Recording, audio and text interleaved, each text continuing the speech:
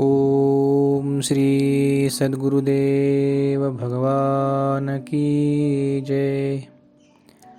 ओम श्री परमात्मने नमः। श्रीमद्भगवद्गीता अथ प्रथमोऽध्यायः। धृतराष्ट्र उवाच धर्मक्षेत्रे कुरुक्षेत्रे समवेतायुयुत्सवः मामकाः पाण्डवाश्चैव किमकुर्वत संजय। धृतराष्ट्र बोले, हे संजय, धर्मभूमि कुरुक्षेत्र में एकत्रित युद्ध की इच्छा वाले मेरे और पांडु के पुत्रों ने क्या किया। संजय उवाच दृष्ट्वा तु पाण्डवानीकं व्यूढं दुर्योधनस्तदा आचार्यमुपसंगम्य राजा वचनमब्रवीत्। संजय बोले, उस समय राजा दुर्योधन ने व्यूह रचनायुक्त पांडवों की सेना को देखकर और द्रोणाचार्य के पास जाकर यह वचन कहा। पश्येतां पाण्डुपुत्राणामाचार्य महतीं च मूं व्यूढां द्रुपदपुत्रेण तव शिष्येण धीमता। हे आचार्य, आपके बुद्धिमान शिष्य द्रुपद पुत्र धृष्टद्युम्न द्वारा विवाहकार खड़ी की हुई पांडुपुत्रों की इस बड़ी भारी सेना को देखिए। अत्र शूरा महेश्वासा भीमार्जुन समायुधि युयुधानो विराटश्च द्रुपदश्च महारथः धृष्टकेतुश्चेकितानः काशीराजश्च वीर्यवान् पुरुजित् कुन्तिभोजश्च शैब्यश्च नरपुङ्गवः युधामन्युश्च विक्रान्त उत्तमौजाश्च वीर्यवान् सौभद्रौ द्रौपदेयाश्च सर्व एव महारथाः। इस सेना में बड़े बड़े धनुषों वाले तथा युद्ध में भीम और अर्जुन के समान शूरवीर सात्यकी और विराट तथा महारथी राजा द्रुपद, धृष्टकेतु और चेकितान तथा बलवान काशीराज, पुरुजित, कुंतीभोज और मनुष्यों में श्रेष्ठ शैब्य, पराक्रमी युधामन्यु तथा बलवान उत्तमौजा, सुभद्रापुत्र अभिमन्यु एवं द्रौपदी के पांचों पुत्र, ये सभी महारथी है। अस्माकं तु विशिष्टाये तान्निबोध द्विजोत्तम नायका मम सैन्यस्य संज्ञार्थं तान् ब्रवीमि ते। हे ब्राह्मण श्रेष्ठ, अपने पक्ष में भी जो प्रधान है उनको आप समझ लीजिए। आपकी जानकारी के लिए मेरी सेना के जो सेनापति है उनको बतलाता हूँ। भवान् भीष्मश्च कर्णश्च कृपश्च समितिञ्जयः अश्वत्थामा विकर्णश्च सौमदत्तिस्तथैव च। आप द्रोणाचार्य और पितामह भीष्म तथा कर्ण और संग्राम विजयी कृपाचार्य तथा वैसे ही अश्वत्थामा, विकर्ण और सोमदत्त का पुत्र भूरिश्रवा। अन्ये च बहवः शूरा मदर्थे त्यक्तजीविताः नानाशस्त्रप्रहरणाः सर्वे युद्ध विशारदाः। और भी मेरे लिए जीवन की आशा त्याग देने वाले बहुत से शूरवीर अनेक प्रकार के शस्त्रास्त्रों से सुसज्जित और सब के सब युद्ध में चतुर है। अपर्याप्तं तदस्माकं बलं भीष्माभिरक्षितं पर्याप्तं त्विदमेतेषां बलं भीमाभिरक्षितम्। भीष्म पितामह द्वारा रक्षित हमारी वह सेना सब प्रकार से अजेय है और भीम द्वारा रक्षित इन लोगों की यह सेना जीतने में सुगम है। अयनेषु च सर्वेषु यथा भागमवस्थिताः भीष्ममेवाभिरक्षन्तु भवन्तः सर्व एव हि। इसलिए सब मोर्चों पर अपनी अपनी जगह स्थित रहते हुए आप लोग सभी निस्संदेह भीष्म पितामह की ही सब ओर से रक्षा करें। तस्य संजनयन हर्षं कुरुरुद्ध पितामहः सिंहनादं विनद्योच्चैः शंखं दद्मो प्रतापवान्। कौरवों में वृद्ध बड़े प्रतापी पितामह भीष्म ने उस दुर्योधन के हृदय में हर्ष उत्पन्न करते हुए उच्च स्वर से सिंह की दहाड़ के समान गरज कर शंख बजाया। ततः शंखाश्च भैर्यश्च पणवानकगोमुखाः सहसैवाभ्यहन्यन्त सशब्दस्तु मूलोऽभवत्। इसके पश्चात शंख और नगारे तथा ढोल मृदंग और नरसिंघे आदि बाजे एक साथ ही बज उठे। उनका वह शब्द बड़ा भयंकर हुआ। ततः श्वेतैर्हयैर्युक्ते महति सेन्दने स्थितौ माधवः पाण्डवश्चैव दिव्यौ शंखौ प्रदध्मतुः। इसके अनंतर सफेद घोड़ों से युक्त उत्तम रथ में बैठे हुए श्री कृष्ण और अर्जुन ने भी अलौकिक शंख बजाए।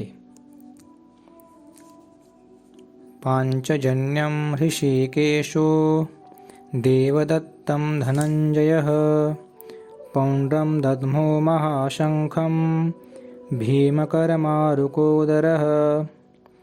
श्री कृष्ण पांचजन्यक नामक अर्जुन ने देवदत्त नामक और भयानक कर्म वाले भीमसेन ने पौंड्र नामक महाशंख बजाया। अनंत विजयं राजा कुंतीपुत्रो युधिष्ठिरः नकुलः सहदेवश्च सुघोषः मणिपुष्पकौ। कुंती पुत्र राजा युधिष्ठिर ने अनंत विजय नामक और नकुल तथा सहदेव ने सुघोष और मणिपुष्पक नामक शंख बजाए। काश्यश्च परमेश्वासः शिखंडी च महारथः धृष्टद्युम्नो विराटश्च सात्यकिश्च पराजितः द्रुपदो द्रौपदेयाश्च सर्वशः पृथिवीपते सौभद्रश्च महाबाहु शंखान् दद्मुः पृथक पृथक। श्रेष्ठ धनुष वाले काशीराज और महारथी शिखंडी एवं धृष्टद्युम्न तथा राजा विराट और अजेय सात्यकी, राजा द्रुपद एवं द्रौपदी के 5 पुत्र और बड़ी भुजा वाले सुभद्रा पुत्र अभिमन्यु, इन सभी ने, हे राजन, सब ओर से अलग अलग शंख बजाए। सघोषो धार्तराष्ट्राणां हृदयानि व्यधारयत्, नभश्च पृथिवीं चैव तुमुलो व्यनुनादयन्। और उन भयानक शब्द ने आकाश और पृथ्वी को भी गुंजाते हुए धार्तराष्ट्रों के अर्थात आपके पक्ष वालों के हृदय विदीर्ण कर दिए। अथो व्यवस्थितान् दृष्ट्वा धार्तराष्ट्रान् कपिध्वजः प्रवृत्ते शस्त्रसम्पाते धनुरुद्यम्य पाण्डवः। ऋषिकेशं तदा वाक्य मिदमाह महीपते। अर्जुन उवाच सेनयोरुभयोर्मध्ये रथं स्थापयमेच्युत। हे राजन, इसके बाद कपिध्वज अर्जुन ने मोर्चा बांधकर डटे हुए धृतराष्ट्र संबंधियों को देखकर उस शस्त्र चलने की तैयारी के समय धनुष उठाकर ऋषिकेश श्री कृष्ण भगवान से यह वचन कहे, हे अच्युत, मेरे रथ को दोनों सेनाओं के बीच में खड़ा कीजिए। यावदेतान्निरीक्षेऽहं योद्धुकामानवस्थितान् कैर्मया सह योद्धव्यमस्मिन् रणसमुद्यमे। और जब तक कि मैं युद्ध क्षेत्र में डटे हुए युद्ध के अभिलाषी इन विपक्षी योद्धाओं को भली प्रकार देख लूं कि इस युद्ध रूप व्यापार में मुझे किन किन के साथ युद्ध करना योग्य है, तब तक उसे खड़ा रखिए। योत्स्यमानानवेक्षेऽहं य एतेऽत्र समागताः धार्तराष्ट्रस्य दुर्बुद्धेर्युद्धे प्रियचिकीर्षवः। दुर्बुद्धि दुर्योधन का युद्ध में हित चाहने वाले जो ये राजा लोग इस सेना में आए हैं, इन युद्ध करने वालों को मैं देखूंगा। संजय उवाच एवमुक्तो ऋषिकेशो गुडाकेशेन भारत सेनयोरुभयोर्मध्ये स्थापयित्वा रथोत्तमम् भीष्मद्रोणप्रमुखतः सर्वेषां च महीक्षिताम्। उवाच पार्थ पश्येतान् समवेतान् कुरुनिति। संजय बोले, हे धृतराष्ट्र, अर्जुन द्वारा इस प्रकार कहे हुए भगवान श्री कृष्णचंद्र ने दोनों सेनाओं के बीच में भीष्म और द्रोणाचार्य के सामने तथा संपूर्ण राजाओं के सामने उत्तम रथ को खड़ा करके इस प्रकार कहा कि हे पार्थ, युद्ध के लिए जुटे हुए इन कौरवों को देख। तत्र पश्यत् स्थितान् पार्थ पितॄनथ पितामहान् आचार्यान् मातुलान् भ्रातॄन् पुत्रान् पौत्रान् सखींस्तथा श्वशुरान् सुहृदश्चैव सेनयोरुभयोरपि। इसके बाद प्रथापुत्र अर्जुन ने उन दोनों ही सेनाओं में स्थित ताऊ, चाचा, दादा, परदादा, गुरु, मामाओं को, भाइयों को, पुत्रों को, पौत्रों को तथा मित्रों को, ससुरों को और सुहृदों को भी देखा। तान् समीक्ष्य कौन्तेय सर्वान् बन्धूनवस्थितान् कृपया परयाविष्टो विषेदन्निदमब्रवीत्। उन उपस्थित संपूर्ण बंधुओं को देखकर वे कुंती पुत्र अर्जुन अत्यंत करुणा से युक्त होकर शोक करते हुए यह वचन बोले। अर्जुन उवाच दृष्ट्वेमं स्वजनं कृष्ण युयुत्सुं समुपस्थितं सीदन्ति मम गात्राणि मुखं च परिशुष्यति वेपथुश्च शरीरे मे रोमहर्षश्च जायते।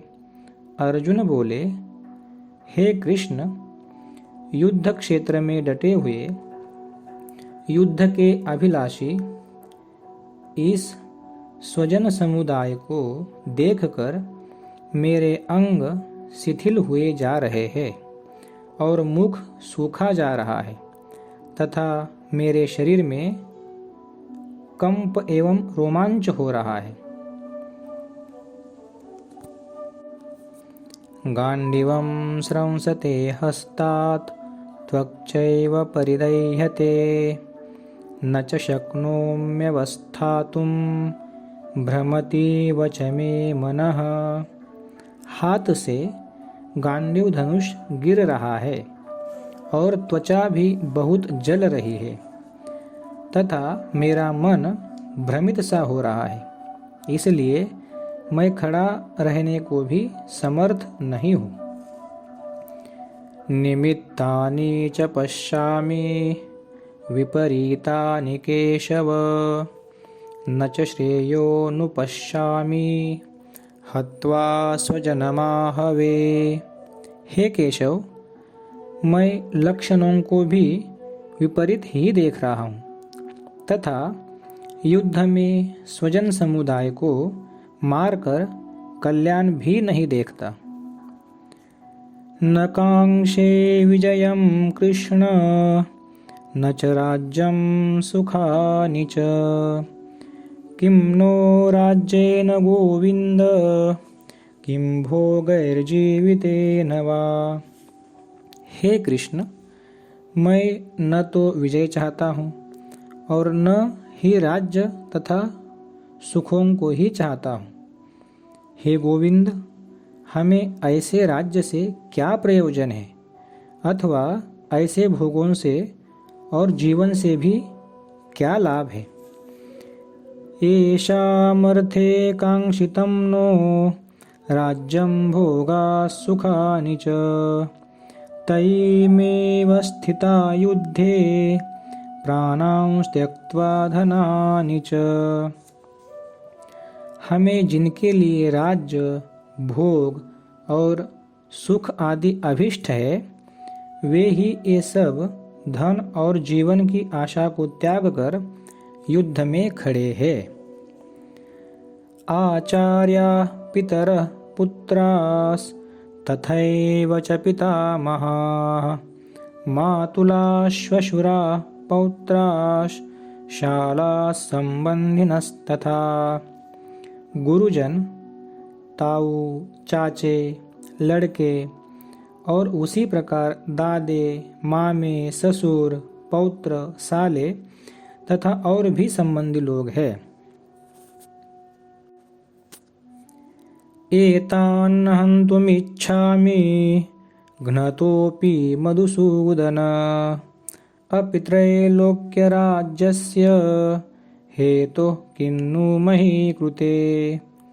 हे मधुसूदन, मुझे मारने पर भी अथवा तीनों लोकों के राज्य के लिए भी मैं इन सब को मारना नहीं चाहता, फिर पृथ्वी के लिए तो कहना ही क्या है। निहत्य धार्तराष्ट्रान्न का प्रीति स्यात् जनार्दन पापमेवाश्रयेदस्मान् हत्वैतानाततायिनः। हे जनार्दन, धृतराष्ट्र के पुत्रों को मारकर हमें क्या प्रसन्नता होगी? इन आतताइयों को मारकर तो हमें पाप ही लगेगा। तस्मान्नार्हा वयं हन्तुं धार्तराष्ट्रान् स्वबान्धवान् स्वजनं हि कथं हत्वा सुखिनः स्याम माधव। अतएव हे माधव, अपने ही बांधव धृतराष्ट्र के पुत्रों को मारने के लिए हम योग्य नहीं हैं, क्योंकि अपने ही कुटुंब को मारकर हम कैसे सुखी होंगे। यद्यप्येतेन पश्यन्ति लोभोपहतचेतसः कुलक्षयकृतं दोषं मित्रद्रोहे च पातकम्। कथं न ज्ञेयमस्माभिः पापादस्मान्निवर्तितुं कुलक्षयकृतं दोषं प्रपश्यद्भिर्जनार्दन। यद्यपि लोभ से भ्रष्टचित्त हुए ये लोग कुल के नाश से उत्पन्न दोष को और मित्रों से विरोध करने में पाप को नहीं देखते, तो भी हे जनार्दन, कुल के नाश से उत्पन्न दोष को जानने वाले हम लोगों को इस पाप से हटने के लिए क्यों नहीं विचार करना चाहिए। कुलक्षये प्रणश्यन्ति कुलधर्माः सनातनाः धर्मे नष्टे कुलं कृत्स्न मधर्मो विभवत्युत। कुल के नाश से सनातन कुल धर्म नष्ट हो जाते हैं। धर्म के नाश हो जाने पर संपूर्ण कुल में पाप भी बहुत फैल जाता है। अधर्म विभवात् कृष्ण प्रदुष्यन्ति कुलस्त्रियः स्त्रीषु दृष्टासु वार्ष्णेय जायते वर्णसंकरः। हे कृष्ण, पाप के अधिक बढ़ जाने से कुल की स्त्रियां अत्यंत दूषित हो जाती है, और हे वार्ष्णेय, स्त्रियों के दूषित हो जाने पर वर्ण संकर उत्पन्न होता है। संकरो नरकायैव कुलघ्नानां कुलस्य च पतन्ति पितरो येषां लुप्तपिंडोदकक्रियाः। वर्ण संकर कुलघातियों को और कुल को नरक में ले जाने के लिए ही होता है। लुप्त हुई पिंड और जल की क्रिया वाले अर्थात श्राद्ध और तर्पण से वंचित इनके पितर लोग भी अधोगति को प्राप्त होते हैं। दोषैरेतैः कुलघ्नानां वर्णसंकरकारकैः उत्साद्यन्ते जातिधर्माः कुलधर्माश्च शाश्वताः। इन वर्ण संकर कारक दोषों से कुलघातियों के सनातन कुल धर्म और जाति धर्म नष्ट हो जाते हैं। उत्सन्न कुलधर्माणां मनुष्याणां जनार्दन नरके नियतं वासो भवतीत्यनुशुश्रुम। हे जनार्दन, जिनका कुल धर्म नष्ट हो गया है, ऐसे मनुष्यों का अनिश्चित काल तक नरक में वास होता है, ऐसा हम सुनते आए हैं। अहो बत महत् पापं कर्तुं व्यवसिता वयं यद्राज्यसुखलोभेन हन्तुं स्वजनमुद्यताः। हम लोग बुद्धिमान होकर भी महान पाप करने को तैयार हो गए हैं, जो राज्य और सुख के लोभ से स्वजनों को मारने के लिए उद्यत हो गए हैं। यदि माम प्रतीकारमशस्त्रं शस्त्रपाणयः धार्तराष्ट्रारणे हन्युस्तन्मे क्षेमतरं भवेत्। यदि मुझ शस्त्र रहित एवं सामना न करने वाले को शस्त्र हाथ में लिए हुए धृतराष्ट्र के पुत्र रण में मार डाले तो वह मारना भी मेरे लिए अधिक कल्याणकारक होगा। संजय उवाच एवमुक्त्वार्जुनः संख्ये रथोपस्थमुपाविशत् विसृज्य सशरं चापं शोकसंविघ्नमानसः। संजय बोले, रणभूमि में शोक से उद्विग्न मन वाले अर्जुन इस प्रकार कहकर बाण सहित धनुष्य को त्याग कर रथ के पिछले भाग में बैठ गए। ओम तत्सदिति श्रीमद्भगवद्गीता सूपनिषत्सु ब्रह्मविद्यायां योगशास्त्रे श्रीकृष्णार्जुनसंवादे अर्जुनविषादयोगो नाम प्रथमोऽध्यायः। ओम श्री सद्गुरुदेव भगवान की जय। हरि ओम तत्सत्। हरि ओम तत्सत्। हरि ओम तत्सत्। ओम श्री सद्गुरुदेव भगवान की जय।